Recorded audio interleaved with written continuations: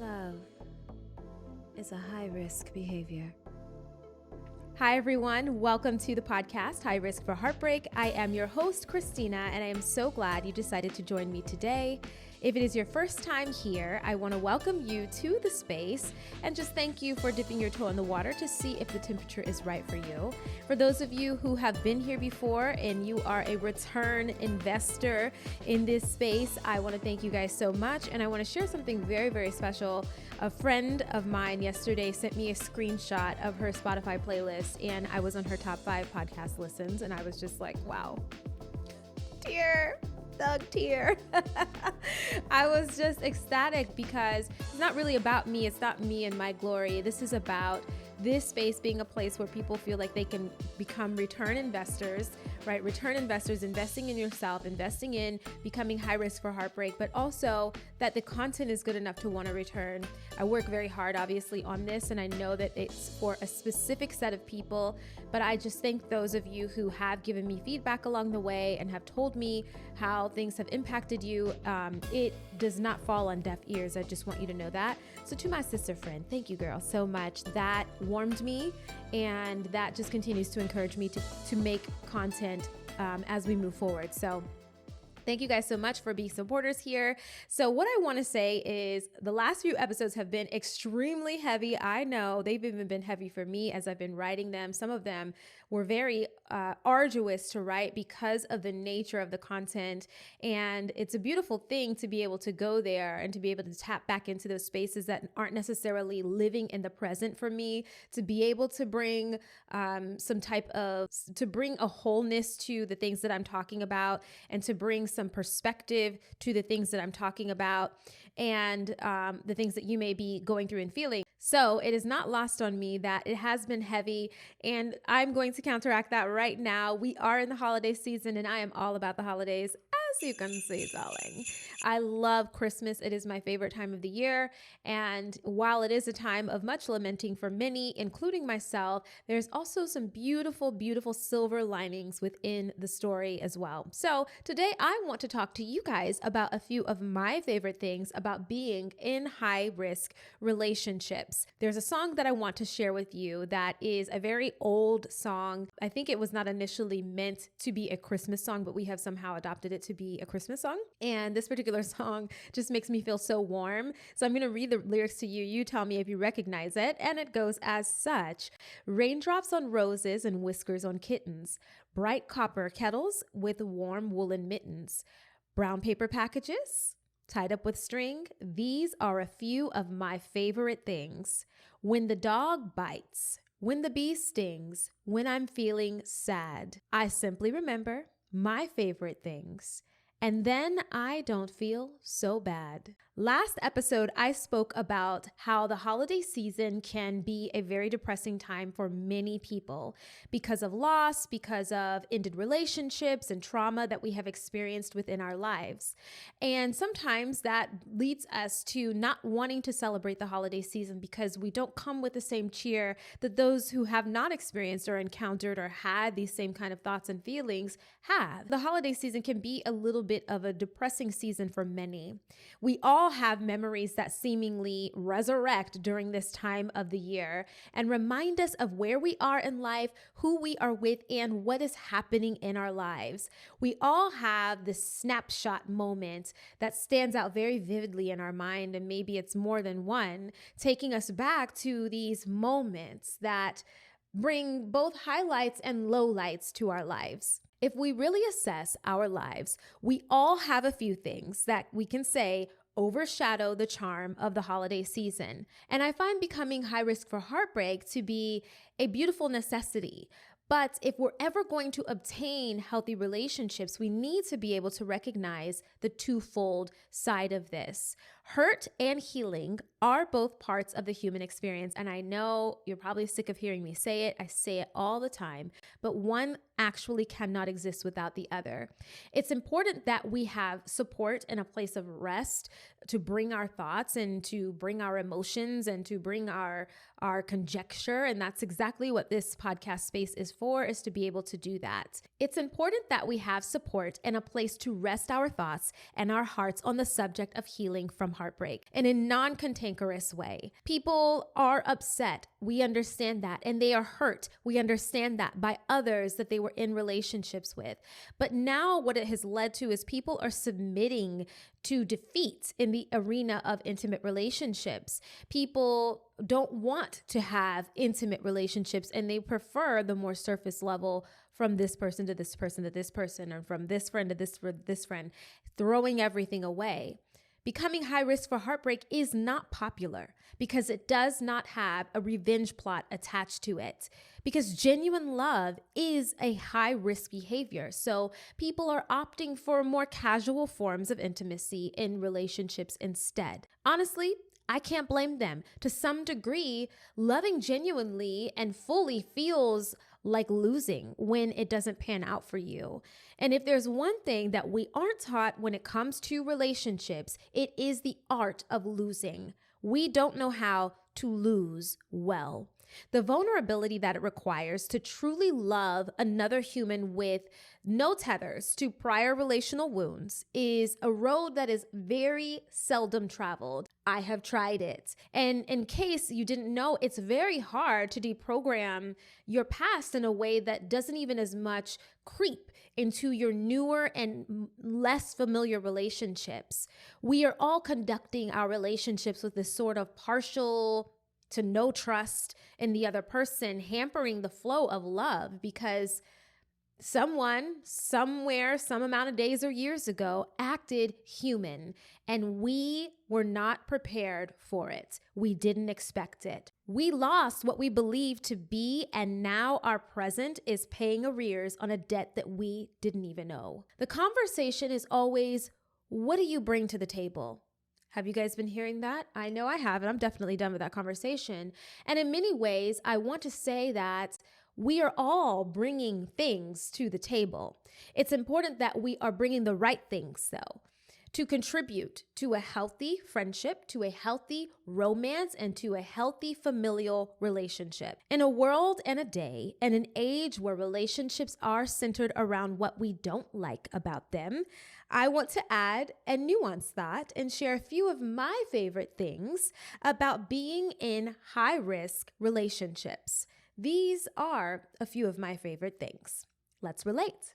My favorite things to bring to the table in my relationship as a woman, there of course are going to be, there's going to be a hyper focus, I think, on this one, but this is the first one because it does seem to be very high value for women when it comes to romantic relationships. But I have to say, I have found that it's equally important in family, friendship, mentorship, whatever types of relationships, and that is safety. My favorite thing to bring to the table in my intimate relationships, in my high-risk relationships, is safety. Safety exists in a sort of manifold way. It doesn't only pertain to physical safety, of course, but for me, it's a must that the people around me feel safe emotionally and mentally as well. And I'm not a perfect person in anything, of course, and certainly not this, but I try my best to cultivate within my relationships or cultivate my relationships in a way that honesty and trust are tantamount. I want people to trust me because I want to be able to trust them. Their safety within our relationship is about the way I not only steward myself with them in the relationship, but also the atmosphere that I bring with me. And I think Gen Z might call this aura these days. I don't know if that's exactly the same thing, but something about the atmosphere that we cultivate within ourselves carries. And it tarries. That atmosphere that comes with you is like a strong perfume. It has the ability to strike the senses of those who love it, and it lingers long. And long after you're gone, they're still smelling you. But in the inverse, a strong perfume can also be offensive. And it enters the room before you do and sticks around unwanted, like the stench of stale fish. What is the smell that is dominant in your atmosphere? Do people trust it? Do people feel safe with what you bring? On Thanksgiving, I decided to make some codfish. So I spent a decent sum of money to purchase fresh Icelandic cod. Now, while codfish isn't usually a fishy fish, and honestly, it was incredible to my palate, it left a very unsavory, long-lasting aroma in my home. The thing is, while I was cooking it and eating, I didn't notice it. The fish was unbelievable, and honestly, it was worth every single penny I spent. But the aroma that tarried within my home for days was enough to never have it for dinner again. Are you like that in your relationships? A stealthy aroma, amazing to the palate, but once you're gone, it lingers behind, an aroma that makes your loved ones maybe not want to have you over for dinner again. People must be able to feel safe with the atmosphere that you create, with no surprises, with no manipulation and backstabbing, gossip, slander. People must feel safe to express themselves with undue judgment. They trust those who they are okay with being their full selves with. And I spoke about this maybe a couple of episodes ago, maybe it was last episode, about nature, the nature of a person. And I want people in relationship with me to be able to distinguish my nature, to be able to call it out, to clarify my nature, especially as I go through my healing journey. And there's bumps and bruises along the way that I'm encountering as well. I'm not going to always show up as my best self. But I don't want there to be any guessing for them. I want them to be able to call out and be able to clarify my nature. That's not the nature of Christina. This is her nature. So she might have acted a little bit strangely today. And so let me ask questions. Let me inquire. Let me be inquisitive to see if I can find out what's wrong with my sister. And I, of course, do the same for them. Understanding people's nature within relationship is big, but that comes from the atmosphere that comes with them. The safety that we bring to the table of our relationships, of course, is so important to the level of trust that we can build with them. And while I'm not a savant, like I said, in this arena, in the recent past, I have had someone who is important to me express themselves not feeling emotionally safe with me. And as much as that hurt me to hear, I don't fawn to feedback. Please tell me. I think that's also a part of safety, as well as being available for people to tell you about you. More importantly, though, I think it really helped me to realize that cultivating emotional safety, as well as other types of safety in relationships, is not a blanket thing. It's not a one size fits all. Each person has a different need of care. And with this person, it was of high importance for their own reasons, and I found myself inadequate to keep up. And sometimes that's just the reality of it too, is that the safety a person needs is outside of the scope of your jurisdiction. And if you try again and again and again to meet that need, you may continue to fall short, and it just hurts both of you. And so this is also, like I said, a great display of how safe you are is the ability to recognize that you can or may not be capable of creating a whole and healthy relationship with someone, not because of your atmosphere, but because of the safety. Not because of the atmosphere, but because of the safety that you provide. Feeling safe is a must, but being safe is an honor. It is an honor that my friends, my family, colleagues feel safe with me. That's an honor. Almost 2 weeks ago, we observed what is known in the United States as Black Friday, and it's supposedly one of the biggest shopping days of the year. It's the day following our Thanksgiving celebration and officially kicks off the Christmas, Hanukkah, Kwanzaa season.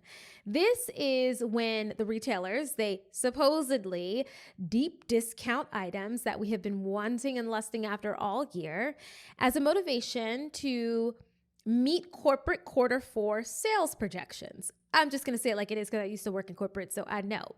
Black Friday isn't what it used to be though, of course, but then again, what is like it used to be anymore? So one of the things that I used to love about Black Friday is my sister, my older sister, my brother, and I would go and we would stand outside of Best Buy. My brother always wanted a game or a game system or something. So we'd stand outside of Best Buy on the day after Thanksgiving on Black Friday, early in the morning in these long lines to have first dibs and early access to the doorbuster deals and other Black Friday sales.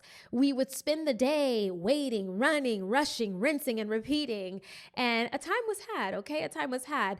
As of course, I have gotten older, The last thing that I desire to do is wait in anyone's line. I can't barely stomach a line at the grocery store, okay? I can barely do it. So often I will tailor my shopping time around off-peak shopping hours. If there's one thing I can't stand, it's waiting to have access to things that I want and need right now. I, like many, want early access. I want special access. I want expedited access. I want favorable access. I want the type of access that comes with additional accoutrement. Give me the doorbusters without the lines and the fights. Give me the type of access that I don't have to pay for on the back end, like free entry at a comedy club with a $20 drink minimum. I desire to have the type of access that is granted and doesn't have to constantly be earned. When it comes to my close relationships, I want people in my life to feel like they have access to me. And I want the access to be unlike what the rest of the world provides for them. Not only physical access either. I want them to know that in their hearts and minds that I am there for them. This is the access that is granted into my heart, my mind, my space, etc. There is a prioritization of the health of our relationship by the way we pour into it and how we allow it and how we hold each other accountable. Access is approachability. It offers exposure where it might not have otherwise been offered. Access doesn't keep a tally or a record. Access to intimacy with you should offer so much more than a phone call and a hangout here and there. It should offer a bit of whatever your person is experiencing in life.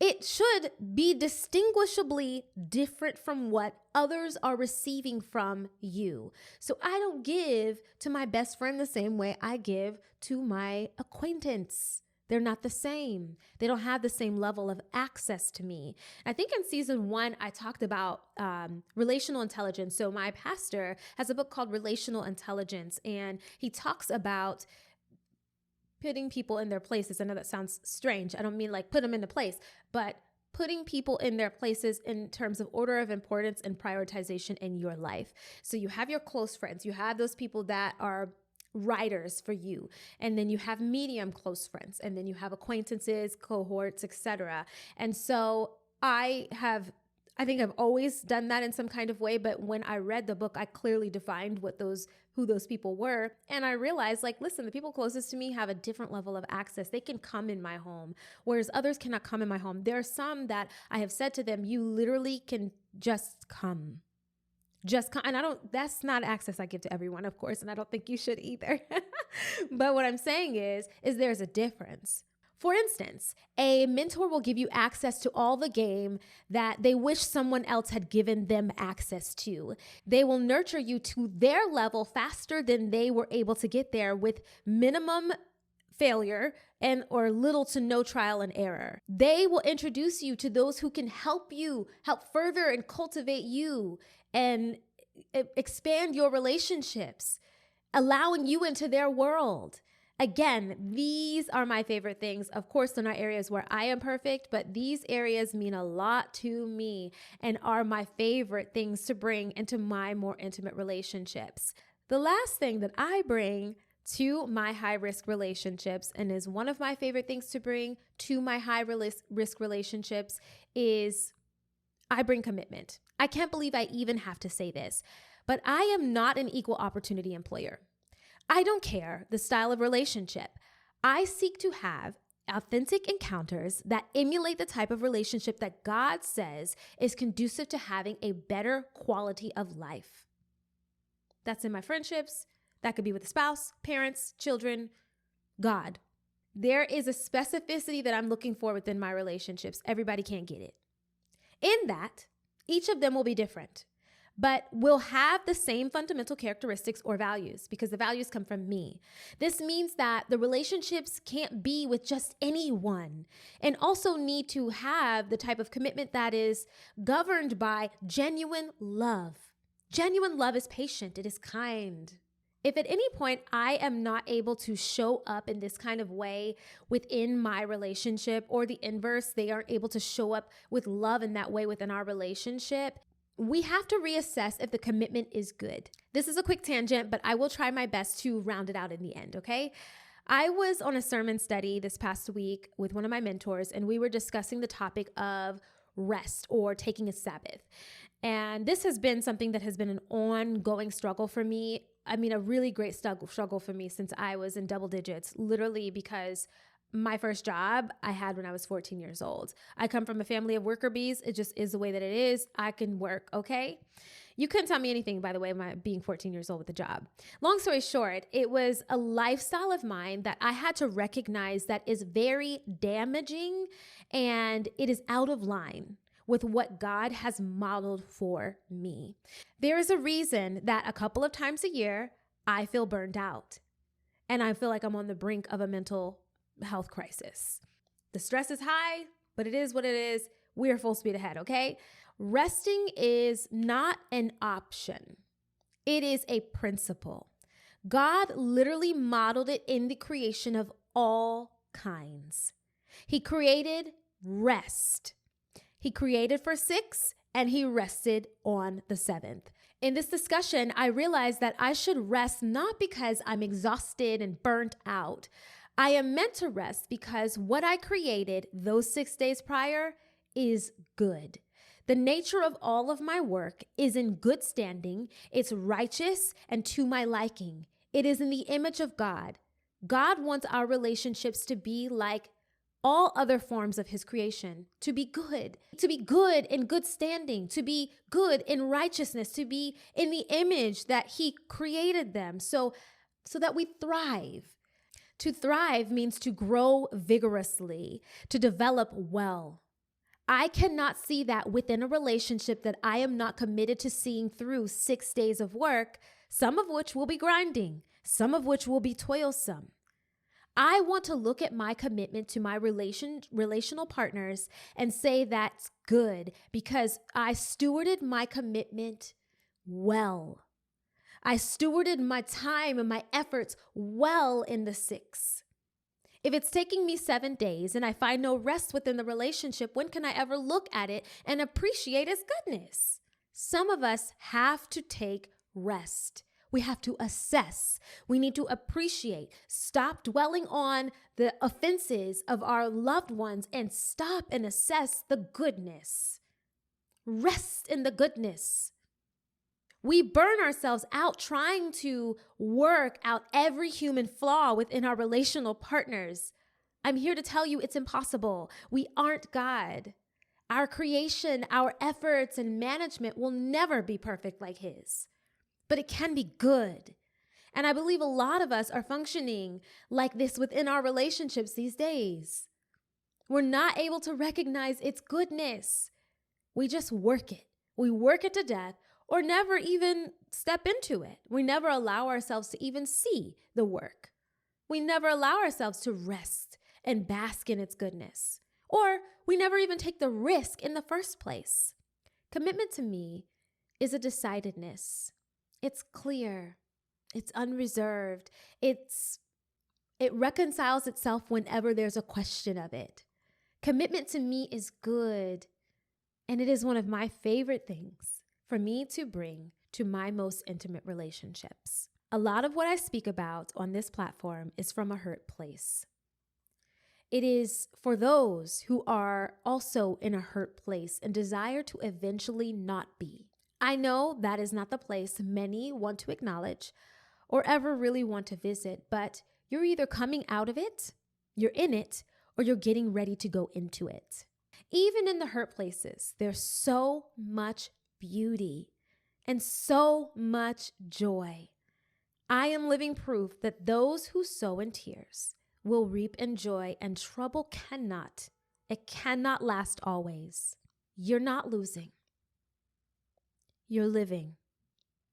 There are beautiful things happening wherever we are on this journey. So take time to remember a few of your favorite things about your high-risk relationships this holiday season. This week, let's take on our hearts.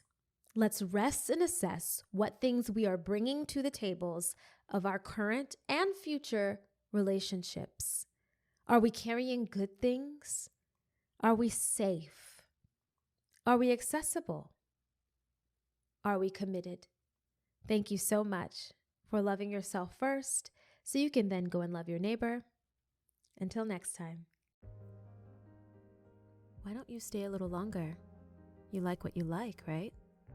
Subscribe to the channel so we can spend a little more time together, and maybe comment your thoughts because I care what you're thinking. Love is the risk and the reward.